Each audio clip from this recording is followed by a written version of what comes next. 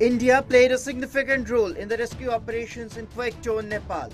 Well, not just extending help to victims and evacuating Indians stranded there, but also evacuating nearly 170 foreign nationals from 15 countries including United States, United Kingdom, Russia and Germany.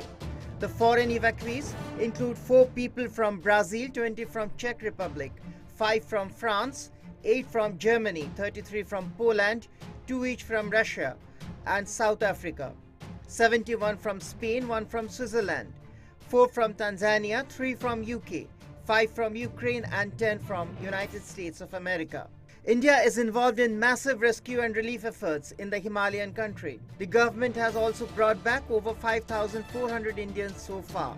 Nepal has already expressed its gratitude towards India for being the first to extend all the cooperation in terms of rescue and relief operations.